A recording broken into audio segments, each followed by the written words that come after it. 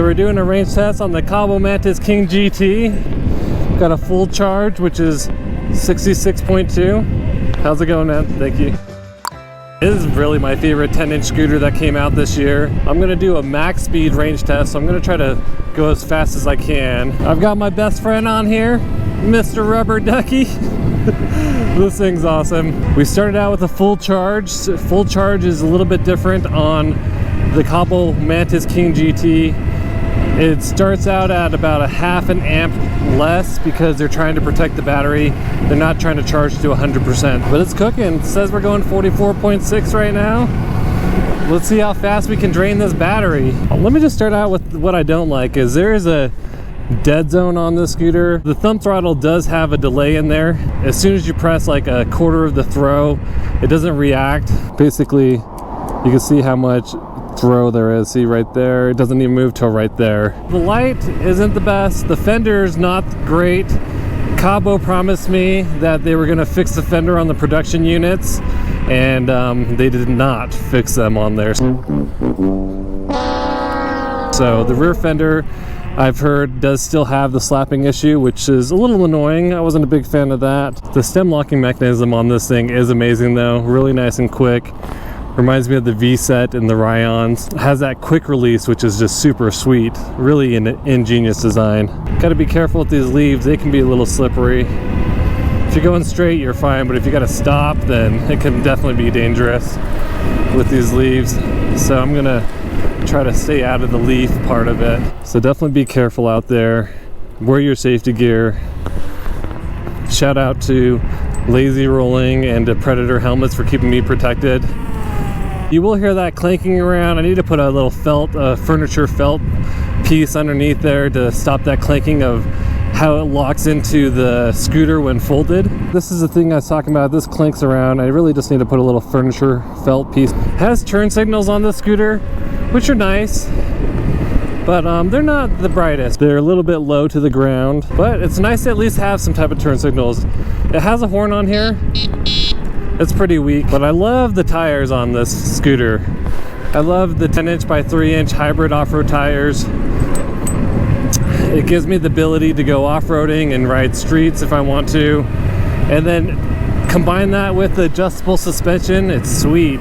Some things to keep in mind when you're riding fast is try to give your room for error, because you can ride as safe as you can, but you just never know when somebody's going to pull out and try to hit you. So when I was riding down the street, I try to stay in the center because cars are coming from the left and right. I just want to make sure I leave myself enough time in case I have to try to evade somebody who's pulling out and doesn't see me. I'm going an average of 25 miles per hour. I did 7 miles already, and I was sitting at 62 volts on the battery, which said like 80%. As you'll see, there is some battery sag on the display. But talking about display, this is by far my favorite display on an electric scooter. It's just amazing, super crisp, easy to see in direct sunlight. You'll get a lot more range out of these scooters if you ride them normal at regular speeds, but I just love to ride the scooters at high speeds. They're just a ton of fun. And it wouldn't be a max speed range test if I wasn't pressing it. I'll take this on some off-roading as well. Yeah, this thing just rips through here. See, there's little bumps in here. No problem at all. This is a really steep hill. Cruising up it, 30 miles per hour, no problems at all. 27. So it slows down a little bit, but it's great. But if you are looking for a hill-eating machine, this scooter's great, but EUCs are the best for hills. Oh yeah, so one thing I'm gonna do is I have this on stiff, or I have this on slow rebound. So let me just adjust these real quick. This is one of my favorite things. You just adjust these a little bit and it's gonna eat the bumps a lot better. So let's go ahead and rip it. So yeah, this is where the scooter really excels in this type of stuff. I was riding the Kaabo Wolf Warrior X GT and it just does not handle off-roading as well as you would think. But the Kaabo Mantis, it's an amazing scooter. Kaabo Mantis King GT, specifically. Yeah, the Kaabo Mantis, this line is a super fun line if you're going to be taking on single tracks. You see, this scooter just handles well. I've been ripping it on sidewalks, single tracks, packed gravel, loose gravel, handles it all. It does get a little slippery in loose gravel, but that's pretty much every single scooter. Special shout out to Vora Motors for getting us this scooter. One of the first ones in the United States. It was pretty awesome that we got to review it first, so really appreciate them for supporting the channel. Make sure to use our coupon code. You can save $50 on this scooter. Oh, look at this. It's starting to get traffic time right now here in Denver, Colorado. And on a scooter, you just go right by it. Here's Wings Over the Rockies. This is where they house a lot of these older planes. You can ride underneath the planes. It's one of my favorite things to do. Yep, I gotta ride underneath this plane. Phew! We're at like 27% battery level, so it's throttling us a little bit, but not too bad. And we are going up a slight uphill, so not quite getting the top speeds we were getting earlier. I think they only claim a top speed of 40 miles per hour, so I do like that I can get more than the 40 miles per hour claim top speed. But yeah, just to rehash what I love about this scooter, incredible display. Lights on the side are controllable. Fully mechanism is sweet. Adjustable suspension, you can't beat that. Wide handlebars.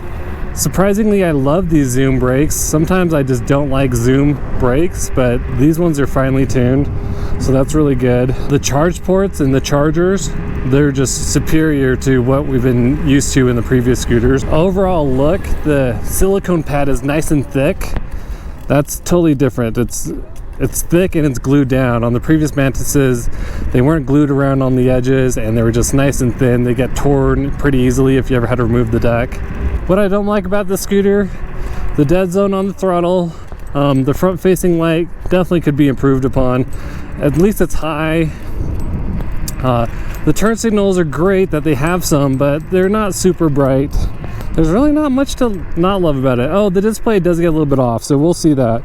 It'll say that we have more battery than we do have, and it could leave you stranded, so just keep that in mind. We'll see this at the end of the range test. Because right now, see, it's already starting to throttle me.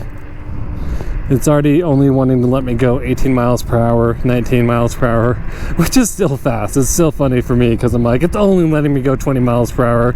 Some scooters only go up to 20 miles per hour. And it's faster than what the Lime scooters are doing. Lime, I think, is capped out at like 15 miles per hour. So I just think it's funny that I complain about it, but it's still really not bad at all.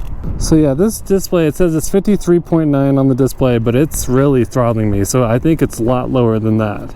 I definitely do not trust the battery displays on the scooter. It says I got 22% left on the battery, 54.2 volts, and it's wrong. It's very wrong. This is the number one thing I hate about the scooter. I can live with the lag in the thumb throttle. I can live with the other stuff because the scooter is sweet and the acceleration curve is just amazing. Let me try to see if I switch to single motor, is that gonna help? Oh, at least I'm moving. I'm happy. I'm moving without it just dying on me, so switch to single motor.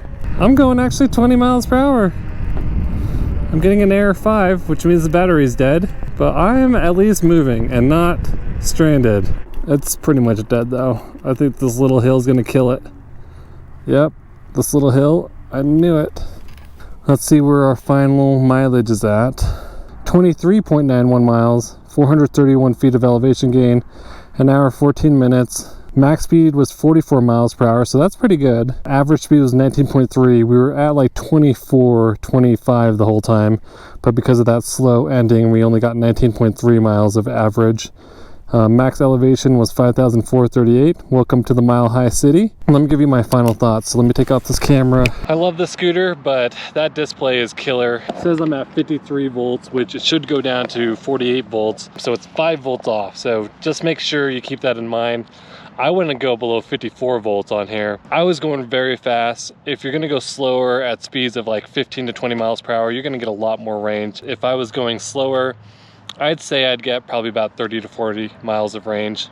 I do weigh a little bit heavy right now. I got back from Hawaii and was eating tons of Hawaiian food out there, so I weighed myself before I started this range test. I was at 207 with gear on. I'm at probably about 215, 220. If you're lighter, you're gonna get a lot more range than I did. Sweet scooter, sweet ride, ultra buttery smooth. Definitely one of my favorite scooters. That's a 10-inch scooter that came out this year. If you have any questions, drop them in the comments below. Make sure when you ride, wear your safety gear.